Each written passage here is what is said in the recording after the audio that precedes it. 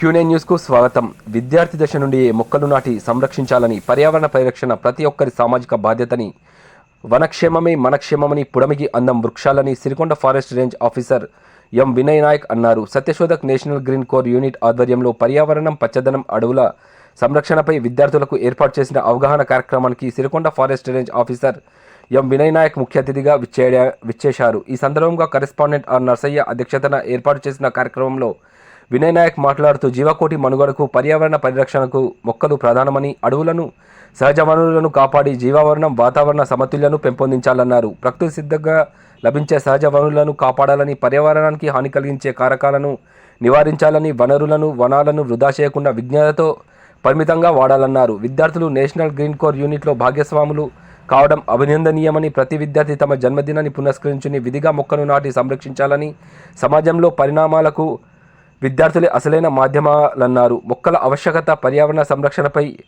NGC ఆధ్వర్యంలో రూపొందించిన గోడ ప్రతులను విద్యార్థులతో కలిసి ఆవిష్కరించారు. తదనంతరం పాఠశాల ప్రాంగణంలో విద్యార్థులు మరియు సిబ్బందితో కలిసి మొక్కలను నాటారు. వివిధ అంశాలలో ప్రత్యేక కనబరిచిన విద్యార్థులకు జ్ఞాపికలు అందజేశారు.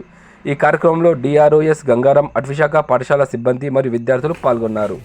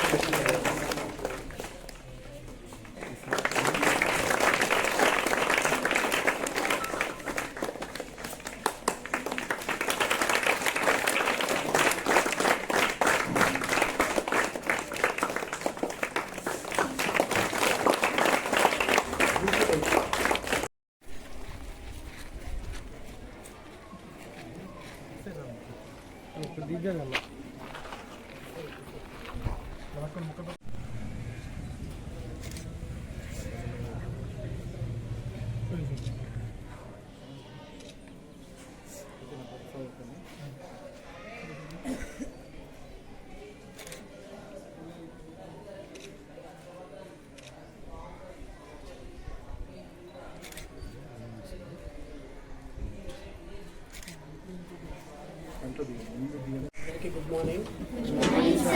Special thanks to students. అంటే మా కోసం ఇంత ప్లాన్ చేసినందుకు సార్ వాళ్ళకి కూడా థ్యాంక్స్.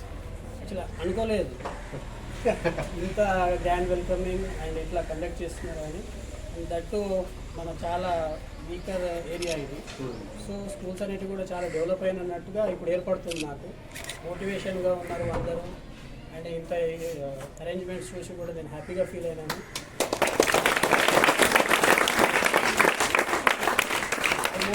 ఎన్జీసీ అంటే మీకు అందరికీ తెలిసినట్టే ఉంది.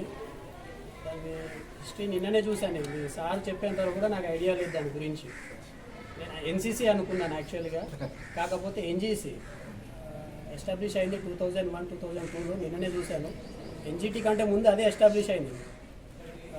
తర్వాత ఏంటంటే మీరందరూ పార్టిసిపేట్ చేసినందుకు కూడా వీఆర్ హ్యాపీ దట్ మాకు మీలాంటి ఎన్జిఓస్ చాలా అవసరం ఉన్నారు. అండ్ దట్టు మేము చేయలేని కొన్ని మీరు చేయగలుగుతారు. అంటే అన్ని ప్లేసెస్లో మేము వెళ్ళలేము. అలాంటి ప్లేసెస్లో మీరు ఇప్పుడు ఎవ్రీ కాలనీ కానీ, స్ట్రీట్ కానీ, ఏదన్నా కానీ చెట్లు పెట్టడం, వాటరింగ్ అనేవి మీరు చేస్తున్నారేమో. So I'm thankful for that.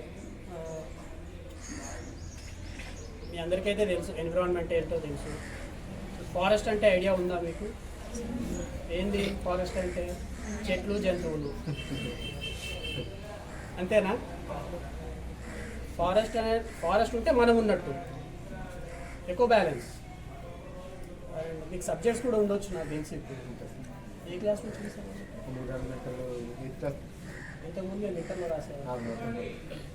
మీకు ఇప్పటి నుంచే సబ్జెక్ట్ అనేది మీకు 8th క్లాస్ నుంచి ఉందంటే చాలా గ్రేట్. మీరు నేచర్కి చాలా దగ్గరగా దానికి ఇంబ్యాలెన్స్ ఎట్లా చేస్తారు అనేది మీకు తెలుస్తుంది దానివల్ల. And so thank you for you all. And thank you sir for inviting us. All the best, good luck. Students and teachers and all the staff of the school. ముఖ్యంగా